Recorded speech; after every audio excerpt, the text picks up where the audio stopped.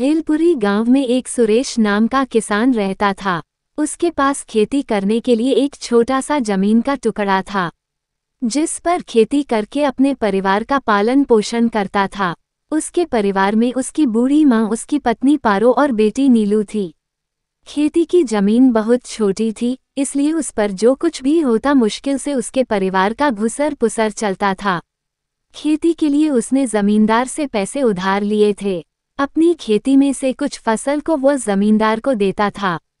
उसके बदले जो पैसे मिलते हैं उनसे वह अपना कर्जा भी चुका किया करता था।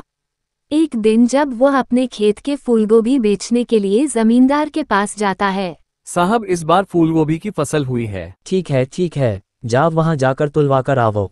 सुरेश थोड़ी दूर रखे तराजू से अपनी फूलगोभी को तुलवाता है और जमींदार का आदमी जमींदार के पास जाकर कहता है, पूरे 40 किलो हुए जमींदार जी। ठीक से तोला ना? जी मालिक, आप निश्चित रहे, एकदम सही तोला है। ठीक है, जाकर सारी फूलगोभी अंदर रख दे। सुरेश, चल तुम्हारी सारी फूलगोभी इसको दे दो। सुरेश अपना सर हिलता है और सारे फूलगोभी जमींदार के आदमी को दे देता है। आदमी फूलगोभी लेकर वहां से चला जाता है। उसके जाने के बाद जमींदार कहता है, चल तू अपना हिसाब कर लो। जमींदार अपने आदमी को बुलाता है और उसे फूलगोभी का हिसाब पूछता है। मालिक, 20 रुपए के हिसाब से सुरेश के 800 रुपए हुए। ठीक है, सुरेश के उधार वाले हिसाब में से 800 रुपए कम कर लेना। साहब, 20 रुपए किलो तो बहुत कम है। मालिक, मेरी फूलगोभी तो देखिए, एकदम ताज़ा है। और साहब, आपने तो मोनू भैया को तो 30 रुपए किलो दिए हैं और मुझे 20 किलो ही। तुझे लेना है तो ले, वरना निकल यहाँ से और हाँ, मेरा पूरा उधार दे देना। बहुत तरस खा लिया मैंने तुझ पर, अब नहीं। नहीं साहब, ऐसा मत कहिए, मैं तो बस ऐसा ही कह रहा था। अरे एक तो पैसे दूँ, ऊपर से तुम्हारी बकवास भी सुनूं। जाता है या करूं तेरी खातिरदारी?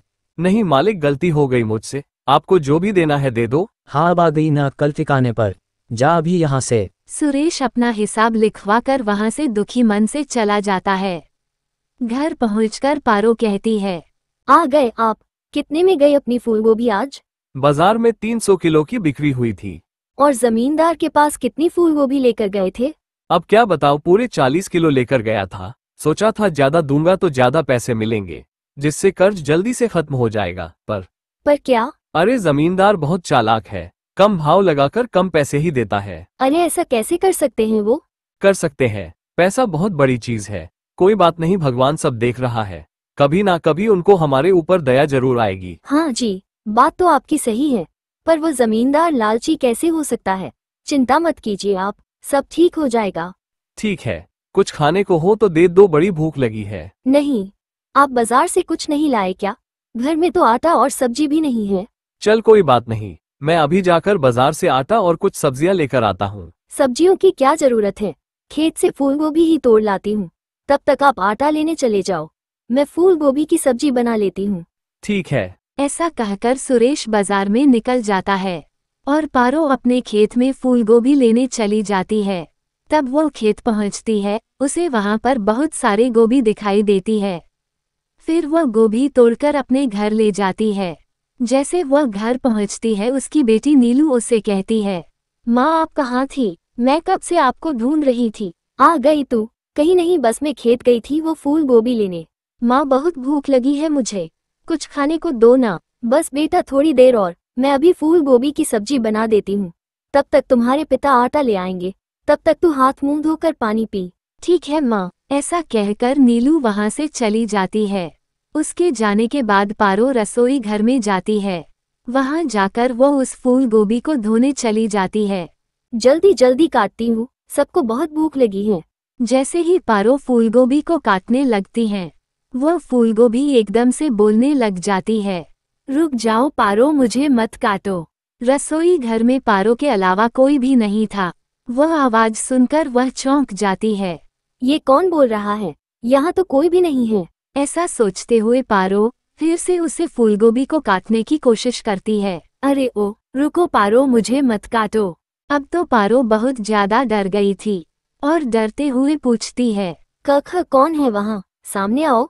मैं तो तुम्हारे सामने ही हूँ पारो, देखो मैं हूँ जादुई फूलगोभी। जादुई फूलगोभी? पारो हैरानी से फूलगोभी को देखने लगती है। हाँ, तुम ही मुझे अपने खेत से लेकर आए हो। पर तुम बोल कैसे सकती हो?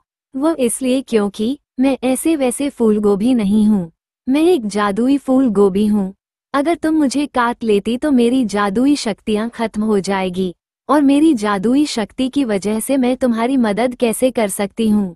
तुम तो एक फूल गोभी हो, भला तुम मेरी मदद कैसे कर सकती हो? हाँ, मैं ऐसी वैसी फूल गोभी नहीं हूँ, एक जादुई फूल गोभी हूँ। पर तुम मेरी मदद कैसे करोगी? अपनी जादुई शक्तियों की मदद से। ना बाबा ना, कहीं तुम भूत तो नहीं हो? अरे पारो, बिल्कुल नहीं। तुम मुझसे डरो मत, मैंने कहा ना मैं एक जादुई फूल गोभी हूँ। मैं कैसे मान लूं कि तुम जादुई फूल गोभी हो? तुम मुझे जो चाहे वो मांग सकती हो, मैं तुम्हारी हर इच्छा पूरी करूंगी। अच्छा, अगर ऐसा है तो मेरे और मेरे परिवार के लिए भरपूर अच्छा पकवान भोजन बनाओ। बस इतनी सी बात, अभी लो। ऐसा कहते ही जादुई फूलगोभी अपने जादू से वो खाने के लिए बहुत सारे पकवान ले आता है। ये देखकर पारो हैरान हो जाती है। अरे वाह, इतनी सारी पकवान है, असली तो है ना?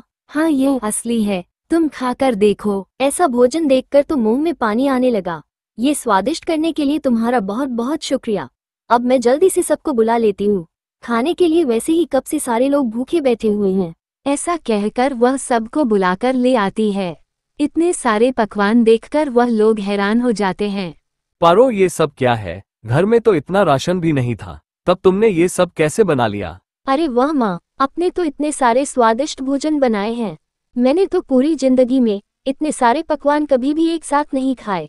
सब लोग खाने को और पारो को हैरानी से देखते हैं।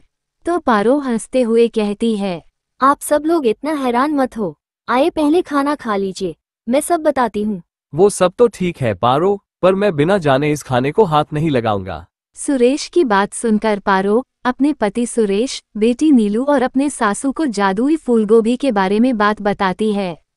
उसकी बातें सुनकर सुरेश कहता है, अगर ऐसा है तो तुम उसको जादुई फूलगोभी को बोलो कि हमारे कुछ मदद करे, कुछ पैसे दे दो जिससे हम घर का कुछ राशन ले आएंगे।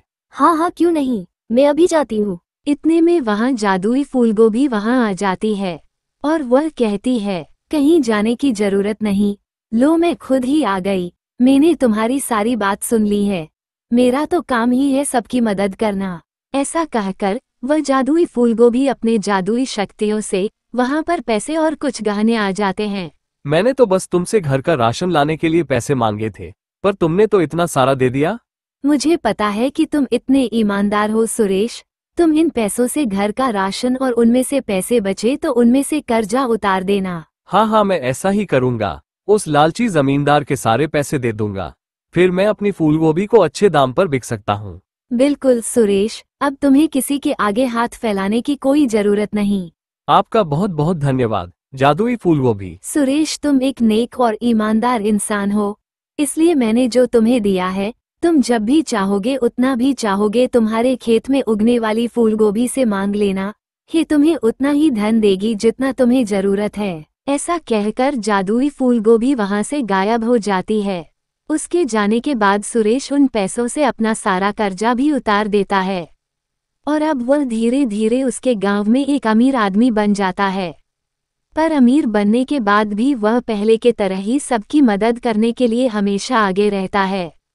अपने घर आए वो गरीब की और मदद करता, इस कारण हर कोई उसकी तारीफ करते नहीं रह पाते।